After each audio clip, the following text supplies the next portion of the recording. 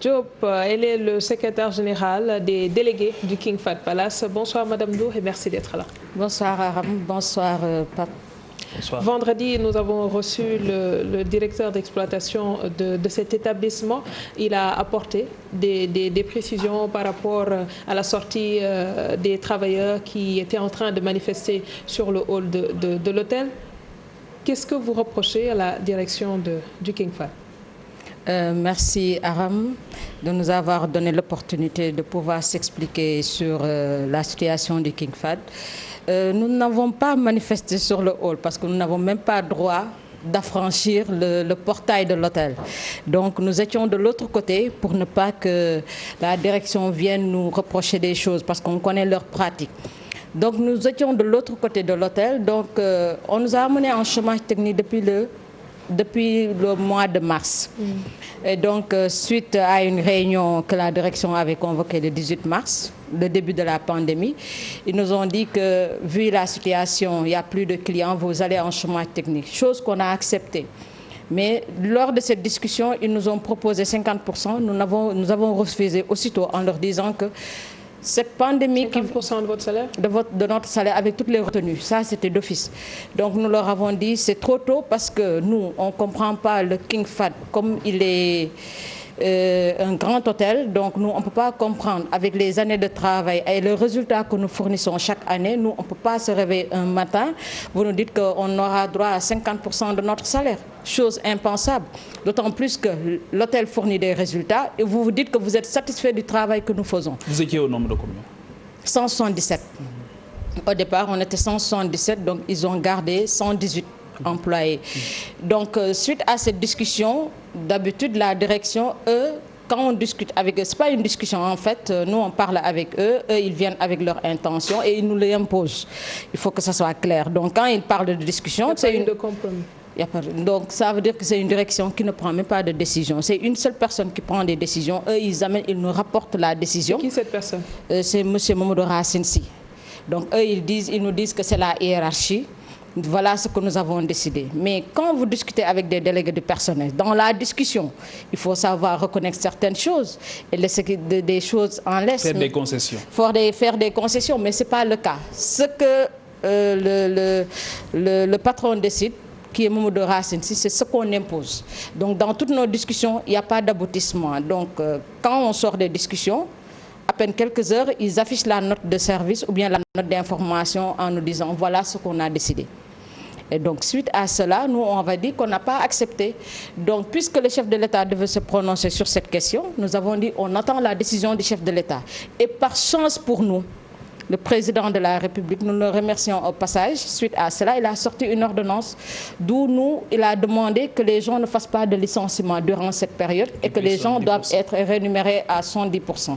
Et donc, on est revenu là où tous les hôtels ont appelé les travailleurs parce qu'avec délégués et direction, il y a un protocole que vous signez et vous tombez d'accord. Et donc, ils sont revenus le 21 avril, qui nous ont convoqués en réunion en nous disant qu'à quelques semaines de la fin du mois, pour nous annoncer, on leur a dit maintenant, suite à l'ordonnance, qu'est-ce que vous faites? Ils disent, nous allons appliquer l'ordonnance. Parce que l'ordonnance demande le minimum, c'est 110%. Parce que tous les hôtels, on les a accompagnés par un crédit hôtelier. Donc, nous, on attendait plus de ce 110%. Et ils se disent qu'ils se calent à l'ordonnance. Je leur ai dit, pour une fois, vous acceptez les lois de ce pays. Donc, suite à cela, on est parti. On est parti pendant 3 mois. Et eux, d'office, ils nous ont dit, vous revenez en fin juin. Et durant ces 3 mois-là, vous avez reçu les 70%? Oui, durant ces 3 mois, nous avons reçu les 70%. Certains au niveau des banques. Avec les retenues ou bien? Avec les retenues, bien évidemment, parce que là, il n'y a rien de gratuit chez eux. Donc, avec toutes les retenues, donc nous, on est partis. Et donc, quand on est parti, on est resté pendant 3 mois. On s'attendait, parce que nous, on s'est dit que d'ici le 30 juin, on verra s'il y aura prolongation ou pas de l'état d'urgence. Pas du King Fahd, mais de l'état d'urgence. Mais quand on a vu que le chef de l'État, il il a levé l'état d'urgence, on a dit enfin, nous allons retourner dans notre entreprise qu'on a tant chérie, qu'on a un bébé qu'on a fait grandir depuis 1991. Alors, à côté, il y a le fait que c'est vrai que l'état d'urgence a été levé, mais on n'a pas encore enregistré les touristes comme cela a été constaté un peu avant le début de la pandémie. Ce qui veut dire, comme l'a souligné le directeur la dernière fois, que le King Fahd n'a pas fait de recettes financières. Qu'entre-temps, c'est le même nombre de personnes qui est sur place et ce sont ces personnes-là que l'on sert. Et rien n'a changé entre-temps. Est-ce qu'il est normal, selon vous, que les choses puissent changer puisqu'il n'y a pas eu plus de rentrées financières? Je pense qu'il y a une contradiction quand M. Mbow dit qu'il n'y a pas de clients. Le King Fahd n'a jamais fermé. Oui. Depuis le début de la pandémie, ils ont toujours eu des clients là où tous les hôtels ont fermé. Et donc lui, il nous annonce en réunion qu'ils ont fait des recettes de 130 millions par mois. Vous avez 130 millions de recettes, plus ce que l'État vous accompagne. Vous avez quelque chose par rapport à d'autres. Ce qu'il dit qu'il n'a pas encore reçu. C'est lui qui le dit. Mais je pense qu'on a vu notre président directeur général devant la télé. Vous avez vu, il y a eu une cérémonie de remise de chèques. Et donc, s'ils disent qu'ils n'ont pas reçu, je pense que le crédit hôtelier géré par le ministre du Tourisme, ils sont assez outillés pour dire que si le King Fahd a reçu ou il n'a pas reçu. Nous, on ne peut pas savoir. Mais je pense qu'aujourd'hui, si vous posez la question aux gens qui gèrent le crédit hôtelier, ils vous diront si le King Fahd a reçu ou il n'a pas reçu. Et nous avons la conviction que l'État ne peut pas donner à tous les autres du secteur privé et laisser son hôtel, qui est un patrimoine de l'État, et ne pas l'aider. Ça n'a pas de sens. Et quel est aujourd'hui, disons, le nombre de personnes concernées par cette situation? Aujourd'hui, le nombre, c'est nous, en réunion, on nous a annoncé 192 personnes. Ceux qui sont en chômage technique. Ceux qui sont en chômage technique. Les deux mois supplémentaires qu'on a rajoutés en chômage technique, c'est 192 personnes. Et c'est sur le choix. Parce que nous, on a toujours demandé que le choix se fasse par rotation. Et que c'est même le ministère du Travail, il avait fait sortir un guide en disant que la pandémie, elle est là, que les gens travaillent, soit par télétravail ou bien par roulement. Nous avons demandé ce roulement. Déjà, les gens sont restés 3 mois dehors. Il y a un groupe qui travaille. Mais sur ce groupe qui travaille, ceux qui sont dehors peuvent faire le même travail parce qu'au niveau des hôteliers, les gens, tous les postes se valent. Donc, c'est des postes à doublons ou 3 ou 4 personnes. Donc, les gens travaillent toute la journée. Donc, de 8h jusqu'à 0h, jusqu'à 8h du matin. Donc, dans chaque poste, vous avez 2 à 3 personnes. Si la personne n'est pas malade, l'autre le remplace, ainsi de suite. Mais pour vous dire qu'il n'y a pas d'objectivité dans ce choix, dans la sélection. Et lui-même, il a dit que c'est par méritocratie. Moi, je pense que c'est extrêmement dangereux pour un directeur d'exploitation. Durant cette période de crise, où c'est la pandémie, où il doit avoir une solidarité entre les gens, vous parlez de méritocratie. C'est comme si vous êtes... on est en prison. Vous avez 500 prisonniers. Donc, il y a une crise qui est là. On dit aux prisonniers, il faut aller en guerre. Donc, vous choisissez un groupe qui reste dehors pour faire la guerre et les autres sont épargnés. C'est le même cas. Maintenant, qui pour siffler la fin de la récréation? Il n'y a que le président de la République aujourd'hui qui peut siffler la fin de la récréation parce que si vous retenez le King Fahd, ce combat a trop duré. C'est depuis 2012. C'est depuis 2012 que nous portons nos combats par rapport aux inégalités qui existent dans l'hôtel, par rapport à la... Qu'est-ce que vous appelez inégalité? Inégalité, ça veut dire qu'aujourd'hui, si des membres du staff de la direction qui nous disent que oui, il y a des gens qui sont contre le PDG, pour le PDG, on est là, on n'est pas là pour ça. On n'est pas des militants, on n'est pas des gens qui sont là, on est des travailleurs. Est-ce qu'il y a un recrutement politique? Le recrutement politique, je dis, même s'il existe, il a sa base politique, il peut recruter. Mais là où se trouve la différence est qu'il y a des journaliers qu'on a trouvés ici sur place qui ont fait 15 ans, 20 ans. Et que lui, il avait pris l'engagement, lui, le président directeur général, M. Mamadou Racine Sy, parce qu'il faut reconnaître une chose, le King Fahd, ce n'est pas venu comme ça. C'est nous, les travailleurs, qui avons manifesté en 2011 en disant que Starwood, la manne financière qu'il développait et tout, les travailleurs n'y voyaient pas leur intérêt. Donc, il faudrait que... C'est là où le président... Est-ce que vous avez cherché à le rencontrer? Nous l'avons écrit. Parce que nous, je pense qu'il faut aller de façon administrative. Nous l'avons saisi par courrier 2 fois de suite. Il ne nous a jamais reçus. Il ne nous a pas reçus. Il nous dit qu'il y a son staff qui est là, qu'on rencontre le staff. Mais c'est un staff qui ne prend aucune décision. Monsieur Mbow qui était là, et j'en désole, l'autre jour quand il est venu, il a énuméré le montant. On peut avoir des primes. Il y a eu des avantages. Les avantages dont vous parlez, les avantages, monsieur Mbow a oublié une chose. La prime pour la Tabaski, celle scolaire, tout à fait. Et il a dit que cela n'existe dans aucun autre hôtel du pays. Je donne un exemple. Vous êtes TFM. Restons au King Fahd. Oui, je vous donne un exemple. Vous êtes TFM, vous êtes un grand groupe. Les avantages que vous avez, les radios communautaires ne l'ont pas. Nous, King Fahd, la manne financière que nous faisons par an. Et il faut noter une chose. Les avantages dont il parle, M. Mbow est venu en 2014. Les avantages, le King Fahd l'a trouvé sur place. C'était là-bas depuis 2009. C'est un protocole d'accord qu'on avait signé depuis 2009 avec Starwood. Ce qui veut dire qu'il n'y a eu aucune augmentation. Donc l'augmentation que King Fahd a fait durant cette période, vous savez c'est quoi? Depuis qu'il est venu en 2012, et c'est en 2013 qu'il l'a fait. Il a ajouté 5 000 francs pour la Tabaski et 5 000 francs pour le scolaire. C'est tout. Mais au moment où lui, il dit nos avantages, nous par décence. Eux, les directeurs, ils ont des avantages. Mais par décence, je ne vais pas le citer ici, parce que vous connaissez le Sénégal comment c'est. Et quel est le niveau d'implication du personnel dans la gestion du King Fahd aujourd'hui? On n'a aucun regard sur ça. Aujourd'hui, en réunion, ils nous disent que oui, on a perdu 1 milliard par mois. C'est aujourd'hui qu'ils nous l'annoncent. Vous n'avez pas les moyens de durant les pandémies, ils nous disent qu'on a des pertes de presque 1 milliard par mois.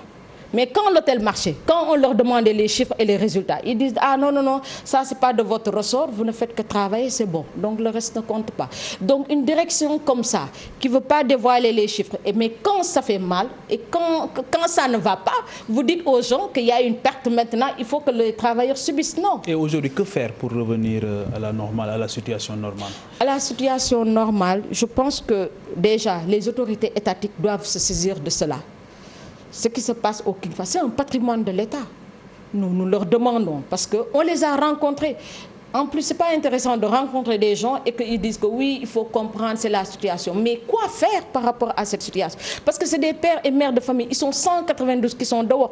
Aujourd'hui, qu'est-ce que la direction fait? Au moment où il dit que c'est 192 personnes qui sont parties, mais il continue à envoyer des SMS à des gens en leur disant « Restez chez vous, vous êtes mis en chômage technique ». Il y a un manque de respect total à ce niveau. En plus, M. Mbow, quand il dit que oui, les travailleurs du King Fahd qui sachent que ce n'est pas les plus malheureux. Mais le droit n'est pas respecté au King Fahd. C'est-à-dire? La visite médicale, elle est réglementée dans le code du travail. On ne l'a pas fait. Et on leur a envoyé des courriers, on leur a envoyé des... Prenez une date pour la visite médicale, c'est quelque chose de primordial. Parce que c'est la santé des travailleurs et des clients. Et si vous permettez, il y a le problème des médailles de travail. Le DRH, il nous dit que les médailles, il l'a mis dans son bureau pendant 5 ans. Des fois, il ouvre son tiroir pour compter, pour voir si ça ne manque pas. Il refuse de nous donner des médailles. Au moment où le PDG, Mamadou Racine Sy, il distribue pour la caisse, pour les presses et pour Bolloré chaque année, nos médailles sont enfermées dans un tiroir. Très bien. Alors, autre chose qui nous intéresse, ce sont les plaintes qui avaient été annoncées. Une plainte à l'endroit d'un des délégués du personnel déposée par le président Mamadou Racine Sy. Le directeur d'exploitation a également dit qu'il a porté plainte contre un agent de l'hôtel parce qu'ils estiment que leur honorabilité a été atteinte. Tout touché, hein? C'est l'article 80. Oh, moi, je dis que quelle honorabilité. Maintenant, quel est le sort le sort par rapport à cette plainte. Parce que quand les gens entendent une plainte, les gens pensent que peut-être... Ils n'ont pas reçu ces plaintes. Non, on a reçu. On a été à la gendarmerie. Et quand on a... Qu'est-ce qu'on vous a reproché là-bas? Vous savez, qu'est-ce que le monsieur Mbow d'abord... Paraît-il vous a insulté? Non, je vais vous dire c'est quoi les insultes. Ah non, ne les répétez pas. Non, je vais vous dire c'est quoi il l'appelle insulte. Parce que là, c'est lui qui dit dans la plainte qu'il a été traité d'incapable. C'est lui qui le dit dans la plainte. C'est ce qu'il reconnaît comme insulte, qu'il a été traité d'incapable. J'ai dit, mais on a dit au commandant de la gendarmerie, mais ils ont atteint leurs limites par rapport aux objectifs. Ils disent que ça ne marche pas, ça ne marche pas, ça ne marche pas.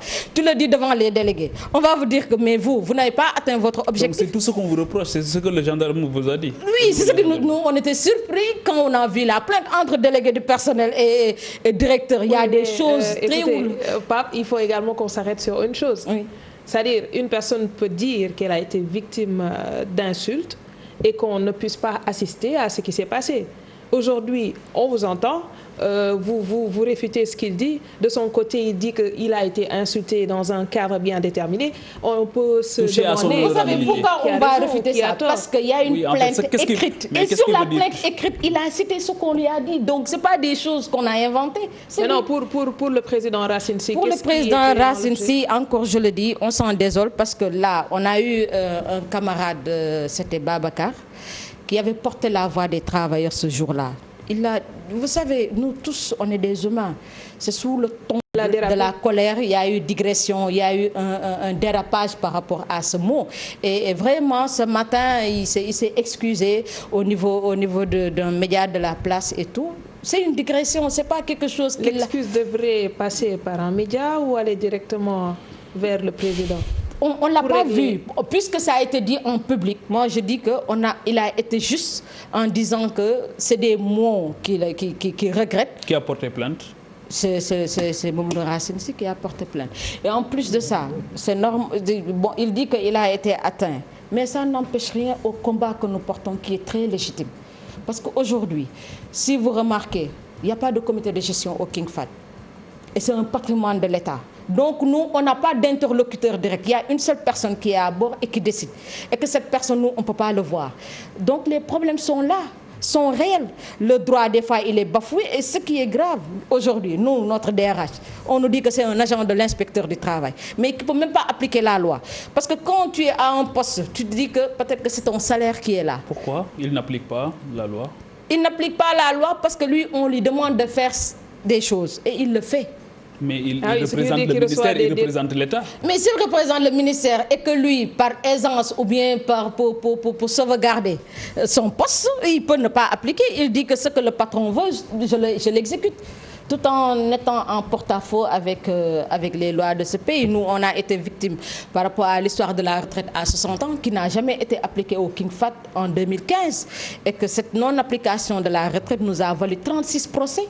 Et que ces pères et mères de famille, ils sont en train de courir derrière leur argent jusqu'à présent parce qu'ils sont allés jusqu'en Cour suprême, ils ont été débutés plutôt.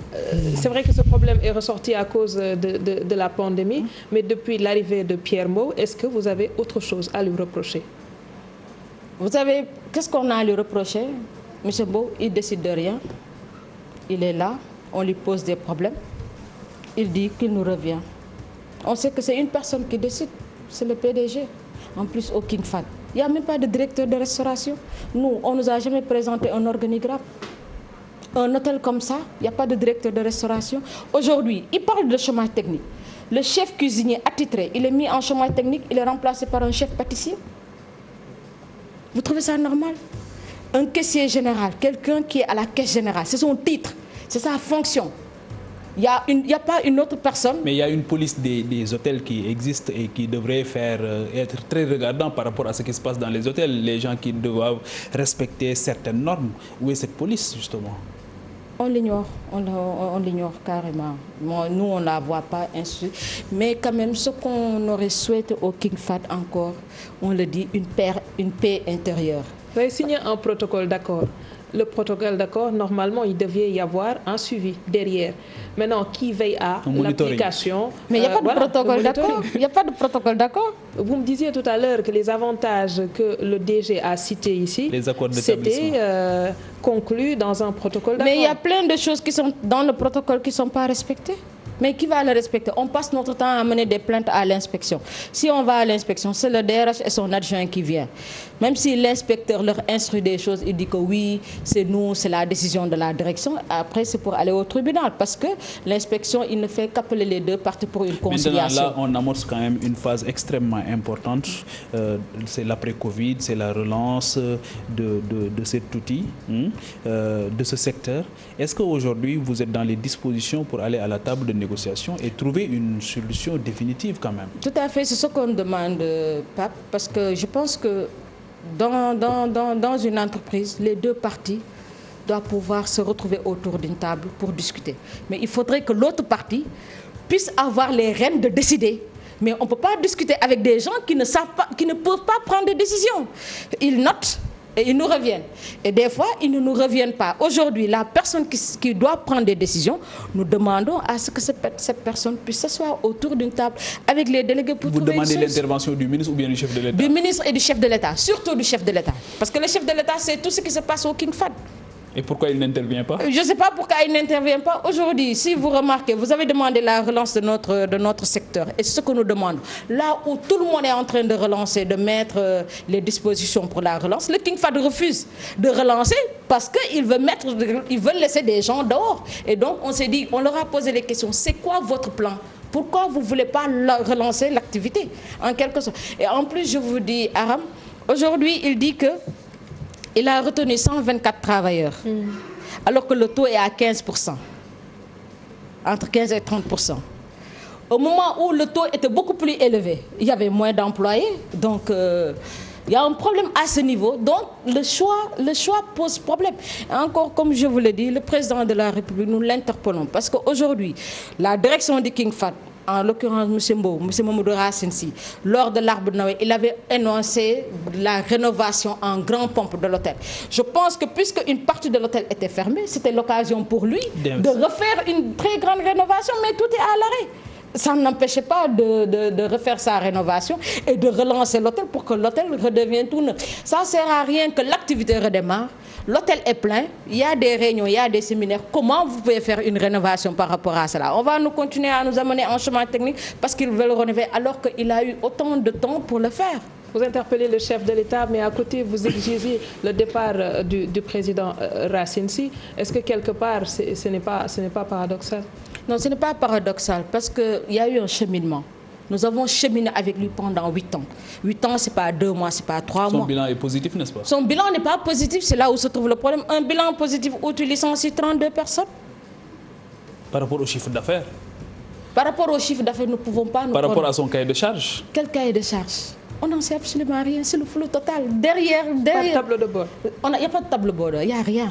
Il n'y a rien derrière. Nous, on est là, on vient, on pointe, en plus mieux. Il dit qu'il traite bien les travailleurs. Quand nous venons le matin, si vous dépassez le King Fahd, les travailleurs sont laissés à la porte. Et avant, depuis l'ouverture de l'hôtel, les cars rentraient à l'intérieur de l'hôtel. Mais aujourd'hui, ils nous larguent dehors, même s'il pleut. Vous marchez sous la pluie jusqu'à l'intérieur de l'hôtel. Imagine avec cette pluie ou bien sous le chaud soleil. Vous travaillez ainsi avec vos habits mouillés, ainsi de suite. Je pense que c'est inhumain de leur part. Nous, on leur demande un peu de respect vis-à-vis de ces travailleurs que vous avez trouvés ici et que vous ont montré le chemin parce que eux, quand ils venaient, ils n'ont rien amené. C'est nous qui leur avons montré le système, comment ça marche. Mais c'est qui eux? C'est vous dans vous, non? Non, si je dis eux, parce que nous, on était là avant eux. C'est eux qui nous ont trouvés à l'hôtel en 2000. C'est qui eux? C'est le staff aujourd'hui, ce nouveau staff-là.